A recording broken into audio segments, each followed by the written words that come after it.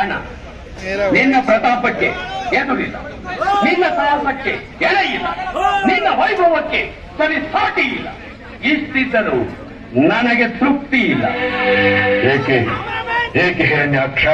ಸಪ್ತ ಪಾತಾಳಗಳು ನಿನ್ನ ಪಾದದಡಿಯಲ್ಲಿರಬೇಕು. ಓಹೋ, ನಮ್ಮ ಪಾದದಡಿಯಲ್ಲಿ? 3 ಲೋಕಗಳು ನಿನ್ನ ಮುಷ್ಟಿಯಲ್ಲಿರಬೇಕು. ನಮ್ಮ ಮುಷ್ಟಿಯಲ್ಲಿ? ಹೌದು ಹೌದು. ಸುರಲೋಕವು ಸತ್ತು ಬಿತ್ತಿರಬೇಕು. ಸುರಲೋಕವೇ ಸತ್ತು ಬಿತ್ತಿರಬೇಕು. ದಿಕ್ಪಾಲಕರು ನಮ್ಮರ ಮನೆಯ ದ್ವಾರಪಾಲಕರಾಗಿರಬೇಕು.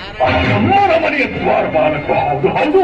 ಅಷ್ಟೇ ಅಲ್ಲ, ಕಾಮಧೇನುವಿನ ಕಡೆ ಕಾಲು ಚಾಚಿ ಕಲ್ಪ ವೃಕ್ಷದಡಿ ಮಲಗಿರುವ ನಿನ್ನನ್ನು ಆ ಶಚಿಪತಿಯು ಹೆದರಿ ಪೂಜಿಸಬೇಕು.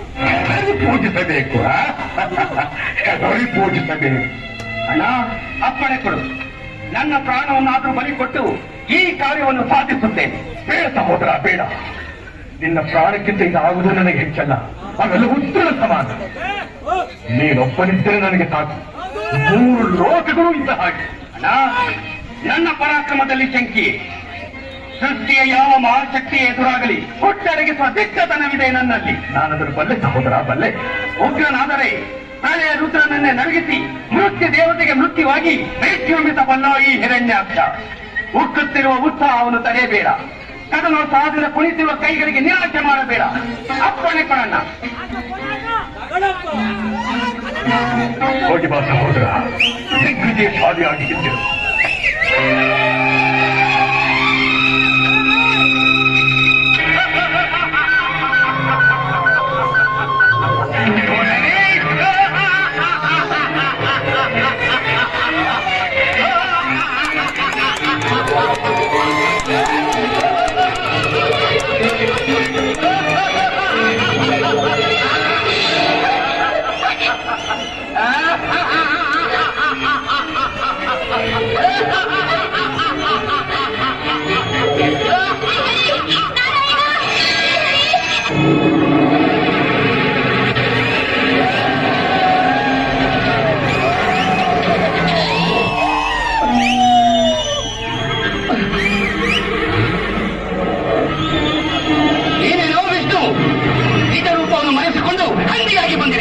ನಾಚಿಕೆ ಆಗುವುದಿಲ್ಲ ನಿನಗೆ?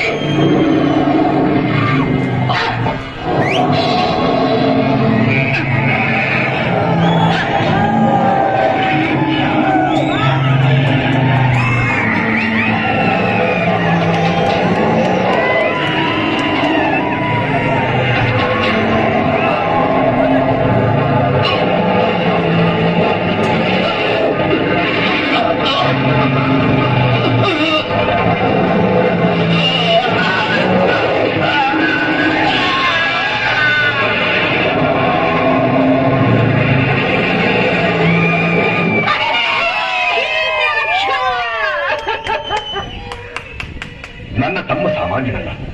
ಅವನನ್ನು ಎದುರಿಸುವ ವೀರರು ಚತುರ್ದಶ ಭುವನಗಳಲ್ಲೇ ಯಾವುವು ಎಲ್ಲರ ಮೂಲ ನಡೆಸಿ ಆ ಹರಿ ಕೇವಲ ಹಂದಿಯಂತೆ ವೇಷಧಾರಿಯಾಗಿ ಬರಬೇಕಾಯಿತು.